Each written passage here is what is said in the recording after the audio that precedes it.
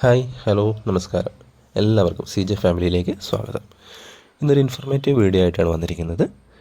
Census 2027 പൂർണ്ണമായിട്ടും ഡിജിറ്റലായിട്ട് നടപ്പാക്കുന്ന 2027 സെൻസസിൻ്റെ ഒന്നാം ഘട്ടം ആരംഭിച്ചിട്ടുള്ള വിവരം എല്ലാവരും അറിഞ്ഞിട്ടുണ്ടാവുമല്ലോ. ഒന്നാം ഘട്ടത്തിൽ വീടുകളുടെ കണക്കെടുപ്പും പട്ടികപ്പെടുത്തലുമാണ് നടപ്പിലാക്കുന്നത്. ഇതിനായിട്ട് ബന്ധപ്പെട്ട ഉദ്യോഗസ്ഥർ ജൂലൈ 1 മുതൽ 30 വരെയുള്ള ദിവസങ്ങളിൽ നമ്മുടെ വീടുകൾ എത്തുകയും വിവരങ്ങൾ ശേഖരിക്കുകയും ചെയ്യും. ഇത്തരത്തിൽ വിവരശേഖരണത്തിനായി ഉദ്യോഗസ്ഥർ വീടുകളിലെത്തുമ്പോൾ വീടുകളിൽ ആളില്ലാത്ത അവസ്ഥയോ അതല്ലെങ്കിൽ പ്രായമായ ആളുകൾ അവരിൽ നിന്ന് വിവരങ്ങൾ കൃത്യമായിട്ട് രേഖപ്പെടുത്തുന്നതിനുള്ള ബുദ്ധിമുട്ടുകളൊക്കെ നേരിട്ടേക്കാം. അപ്പോൾ ഇത്തരത്തിലുള്ള ബുദ്ധിമുട്ടുകൾ ഒഴിവാക്കുന്നതിനായിട്ട് സെൽഫ് എന്യൂമറേഷൻ എന്നൊരു ഓപ്ഷൻ കൂടി ഇപ്രാവശ്യം അവൈലബിൾ ആണ്.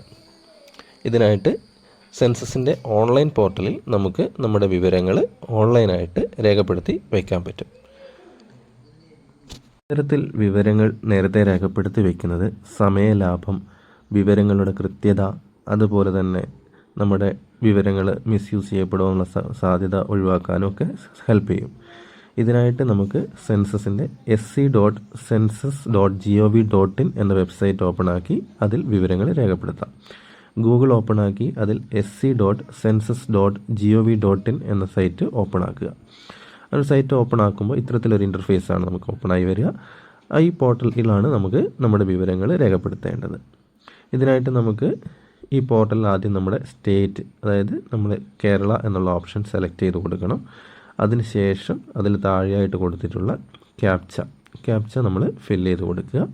ക്യാപ്ച ഫില്ല് ചെയ്ത് നെക്സ്റ്റ് ഓപ്ഷൻ കൊടുക്കുമ്പോൾ വെരിഫൈ ആൻഡ് പ്രൊസീഡ് ഈ ഓപ്ഷൻ കൊടുക്കുമ്പോൾ നമുക്ക് മറ്റൊരു പേജ് ഓപ്പൺ ആയിട്ട് വരും.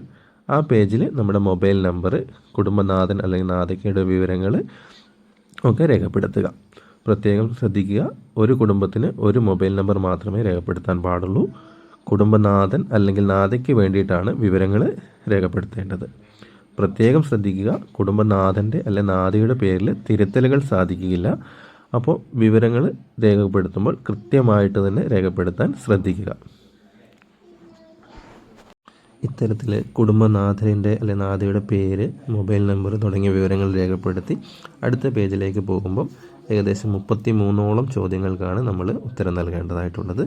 നമ്മുടെ വീടിൻ്റെ ലൊക്കേഷൻ അടക്കമുള്ള വിവരങ്ങൾ ഇതിനകത്ത് അപ്ലോഡ് ചെയ്യേണ്ടതായിട്ടുണ്ട്. അപ്പോൾ നമ്മൾ വിവരങ്ങൾ കൃത്യമായും വ്യക്തമായും രേഖപ്പെടുത്താൻ വേണ്ടിയിട്ട് ശ്രദ്ധിക്കുക. സത്യസന്ധമായിട്ടുള്ള വിവരങ്ങൾ മാത്രം നൽകാൻ വേണ്ടിയിട്ട് ശ്രദ്ധിക്കുക. എല്ലാ ചോദ്യങ്ങൾക്കും ഉത്തരം നൽകി ഫൈനലായിട്ട് നമ്മളിത് സബ്മിറ്റ് ചെയ്യുമ്പം നമുക്കൊരു പിൻ നമ്പർ ലഭിക്കുകയും ഈ പിൻ നമ്പർ പിന്നീട് ഉദ്യോഗസ്ഥർ നമ്മുടെ വീടുകളിൽ വിവരശേഖരണത്തിനായി എത്തുമ്പോൾ അവർക്ക് കൈമാറുകയും ചെയ്താൽ മാത്രം മതിയാകും. അവർക്ക് എളുപ്പത്തിൽ നമ്മുടെ വിവരങ്ങൾ ക്രോഡീകരിക്കുന്നതിനായിട്ട് സാധിക്കും. അപ്പം എല്ലാവരും ഓൺലൈനായിട്ട് വിവരങ്ങൾ രേഖപ്പെടുത്താനായിട്ടുള്ള ഈ സൗകര്യം പരമാവധി ഉപയോഗപ്പെടുത്തുക. സെൻസസിൻ്റെ നടപടികൾ കൂടുതൽ എളുപ്പത്തിലാക്കുക. അപ്പോൾ ഇന്നത്തെ വീഡിയോ ഇത്ര മാത്രമേ ഉള്ളൂ. എല്ലാവരും നമ്മുടെ ചാനൽ സബ്സ്ക്രൈബ് ചെയ്ത് സപ്പോർട്ട് ചെയ്യുക. നിങ്ങളുടെ അഭിപ്രായങ്ങൾ കമൻ്റായിട്ട് രേഖപ്പെടുത്താനും മറക്കരുതേ.